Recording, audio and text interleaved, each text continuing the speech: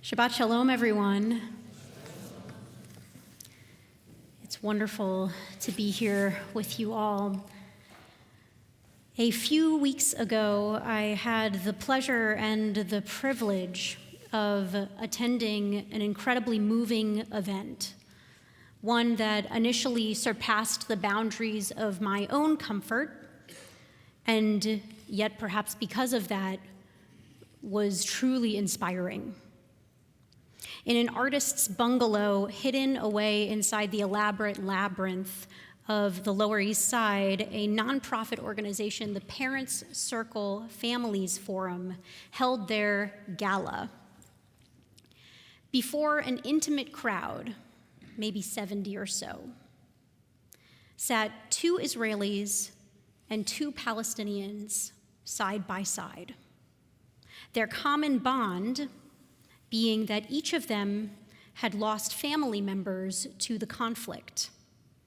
They sat in this order: Lior, a woman who lost her son, a first responder at Kfar Aza on October 7th, 2 years ago, to a Hamas terrorist.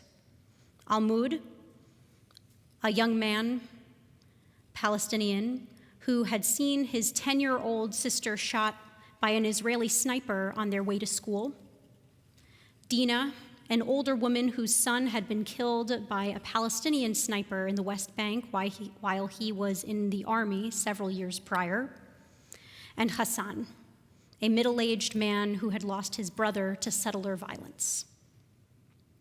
Interviewed by Krista Tippett, they told the stories of their loved ones and how PCFF had helped them to choose the path of reconciliation. Each of them shared that they were skeptical to attend their first PCFF meeting in Israel, that they had to be bribed by really good hummus or invited 3 or 4 or even 8 times, that they did not feel bought in their first time participating. They were consumed with anger. Their families and even they initially sought revenge against the other.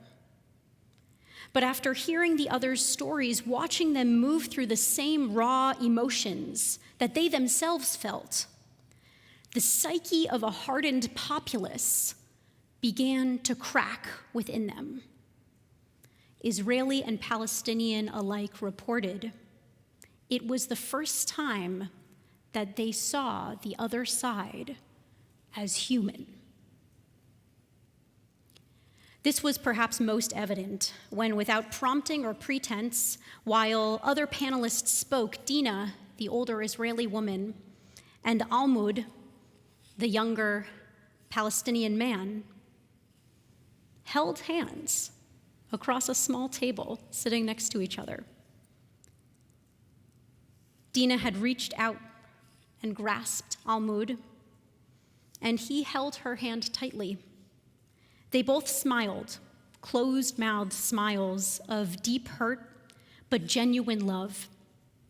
Time seemed to stop in the room as all eyes focused on their two hands meeting.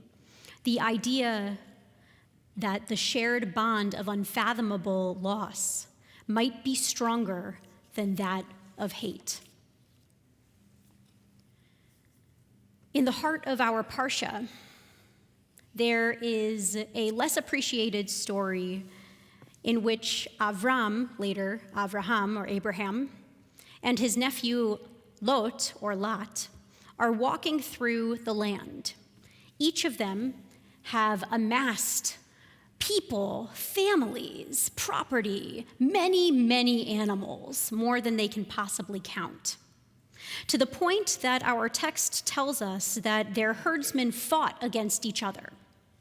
Avram and Lot come together, or come to the conclusion that the land cannot support them staying yachdav, together.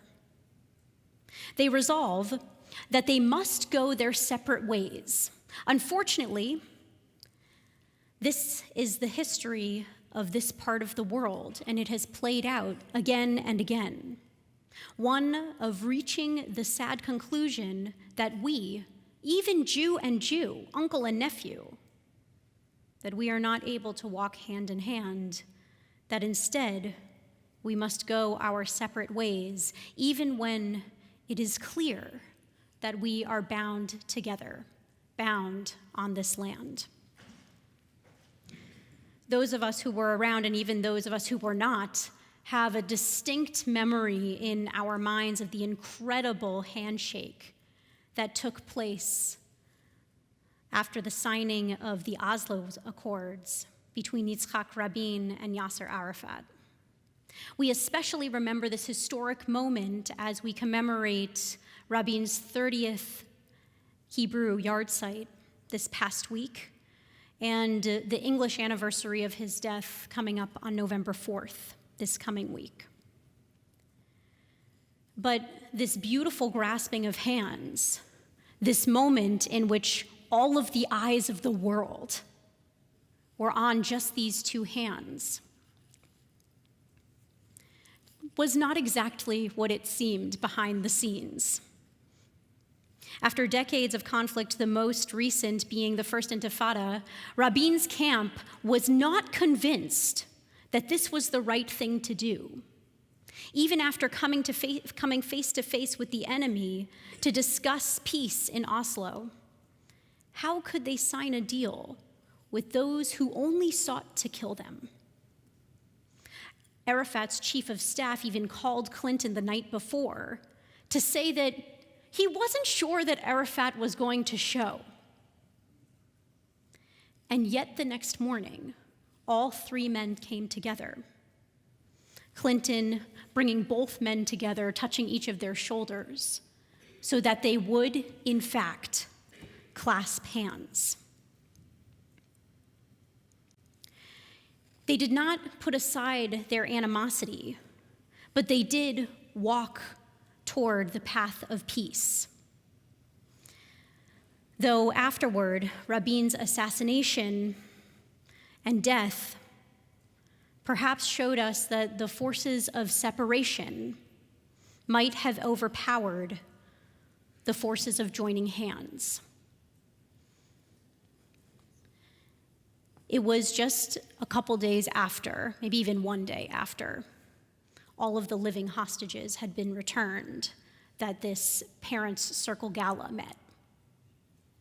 Every single person in the room, Israeli, Palestinian, all sighed sighs of relief. All of us, too, sighed a sigh of relief. And last week, when some of us hung up our dog tags and pushed our pins into a bulletin board right over here, feel free to do so after the service if you're feeling ready. We also sighed a sigh of relief. Still today, 13 deceased hostages remain in Gaza. And yet, we have an opportunity to allow the forces of clasping hands to be stronger than those of hands separated. There is an amazing teaching in the Zohar, the book that was written by our mystics, the mystics of our tradition, that talks about gematria, in which every Hebrew letter has a number attached to it. And it says, how much is a hand? The letters are Yud and then Daled. Yud being the 10th letter in the Hebrew alphabet, and Daled being the 4th letter in the Hebrew alphabet, thus forming the number 14. A hand is 14. But when two hands come together, they create 28. Does anybody know the two letters that create the number 28?